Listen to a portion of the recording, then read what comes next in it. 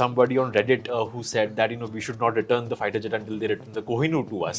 What we've been given to understand is that on the 14th, that's on Saturday, sometime early in the morning, the aircraft reported, he reported an emergency that he was running low on fuel.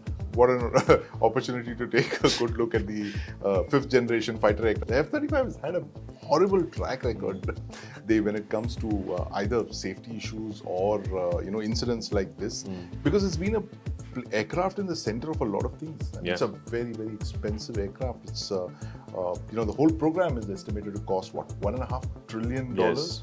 But here's the thing: the longevity of this platform. I was just reading that it's going to go up to somewhere like 2070. That's 2070. Wow. It's been 5 days and counting that an F-35 fighter jet remains parked at the Thiruvananthapuram airport in Kerala. And no, it's not been sent by US President Donald Trump as part of his sales pitch for India. It's actually a British Royal Navy fighter jet that made an emergency landing at the airport after developing a technical glitch. The jet was flying over the Arabian Sea, having taken off from the HMS Prince of Wales. And it encountered what we now know is a hydraulic failure or a hydraulic glitch of some sort, and the pilot requested for emergency landing access at the Thiruvananthapuram airport, where it eventually landed. Since then, especially because it has been there for so long, it's become a big talking point in the aviation circles, especially among aviation geeks like me, and I have a lot of questions. For that, I have Sandeep Unnithan. Hey Sandeep, hi. I don't know if you've seen the memes and the jokes surrounding this incident. There's one I saw just before we began this recording where someone actually put out an OLX ad offering to sell an F-35 at the sweet price of $4 million.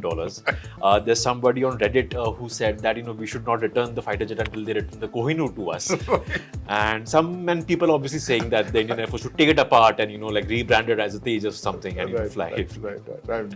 What an opportunity to take a good look at the fifth generation fighter aircraft. So there is actually one fifth generation fighter aircraft on Indian soil at the moment. It's a terrible, terrible advertisement for Lockheed Martin. That aircraft sitting there forlornly on that runway in Trivandrum, my home state and city.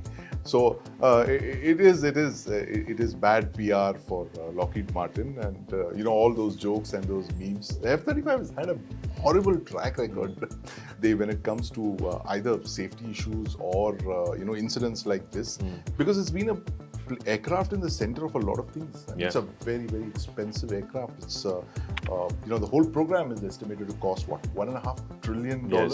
But here's the thing: the longevity of this platform. I was just reading that it's going to go up to somewhere like 2070.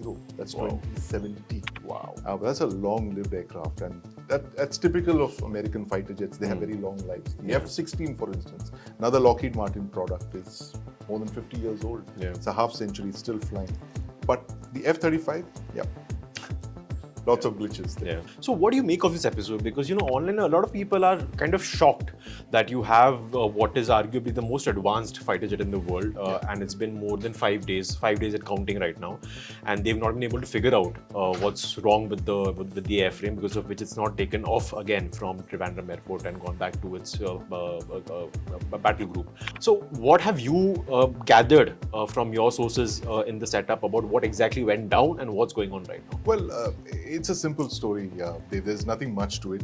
The Prince of Wales was here in the Arabian Sea, Indian Ocean, and was carrying out some maneuvers with the Indian Navy, and the F-35 was part of those maneuvers, and it was not in full stealth mode. That's the first thing that we looked at. There was a lot of speculation when the IAF NCC put out that tweet saying we detected it and guided it and tracked it, and everyone said, hey, no, there's no stealth, look. But then if you look very closely, Dave, at that aircraft, it has those Lunenburg lenses on it, right? And those are meant to actually, those are counter stealth measures where the guy is not the pilot is not flying in full stealth mode. For obvious reasons. He wants to be tracked. He wants to be. These are maneuvers. He's not in combat mode, right? And you also had those missiles there. So an aircraft with missiles on its wings and Lunenburg lenses is certainly not an aircraft that wants to hide or go in full stealth mode. So what we've been given to understand is that on the 14th, that's on Saturday, sometime early in the morning, the aircraft reported. Late evening, if I'm not wrong. Or was it late evening? Late evening. Possibly. He reported an emergency that he was running low on fuel, And Thiruvananthapuram is one of the diversionary airfields for the Right. Royal Navy. That is, if they have any emergency while they're out at sea, this is one airfield that they can fly down to and secure their aircraft. So this is what the pilot did as well. And well, they did fly. The Royal Navy did fly a helicopter with a couple of technicians, and very soon they looked at it. They looked at the problems there, and that is when this whole issue of the hydraulic failure came into play. And that was clearly something that 6 technicians in one helicopter could not fix, which is why they had to go back. And what I'm given to understand is that there will be another aircraft that will come, possibly a large one like the C-5, and they could look at taking this aircraft apart, even the F-35, and do a CKD kind of thing. Right. Completely knock down the aircraft, put it into that big, heavy lifter, the C-5, the one that has that nose pops out. Those gigantic cargo aircraft, and they'll take the F-35, put it back there, and fly it back to the UK, where they can get a good look at what actually went wrong. So the hydraulics is obviously something that can't be fixed on the tarmac. That's like the fighter jet version of roadside assistance, if I'm guessing. You just call up Exactly, somebody. you got it. The truck will come in and pick up your car and then take it to the service center. In case of an emergency, call this number. Right. So that's exactly what. Yeah. Couple of more points on this. Quick ones. We will never ever join a military alliance, and we have said that the Quad grouping also is not a military alliance. It's just more of a geopolitical sort of a setup. Yeah. So when you have something like this happening, then this is not a formal military ally of yours, and your plane ends up on its soil, on the country's soil. How does the logistics of it all work? Is that trust factor issue? Will they be scared of perhaps the Air Force might or the Indian authorities might send a couple of people just to see, look around, kya ho raha hai jet ke saath? They've interesting question, and I can just tell you that the British would perhaps be more, comfortable with the F-35 on Indian soil than they would if it were on Pakistani soil.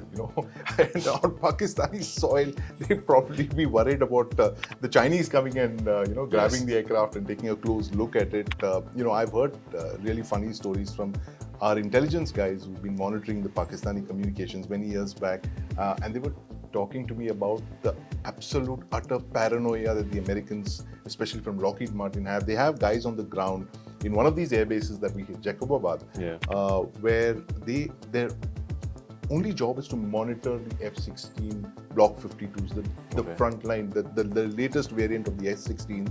They do not want the Chinese to get hold of it. They don't even want them to look under the hood, as they say. So there was one instance a couple of years back where a Pakistan Air Force F-16 Block 52 took off and did not land where it was supposed to, and then there was minor panic, and they discovered that it had been diverted to another airbase.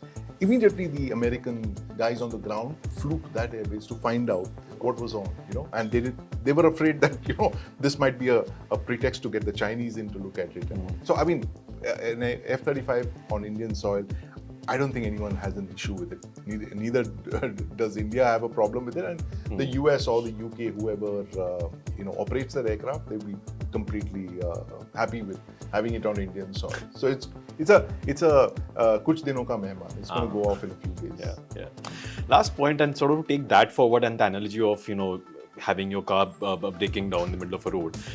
Do fighter jets have locks? As in, the pilot after coming out will be like, I need to lock the plane to make sure no one else goes in the cockpit now.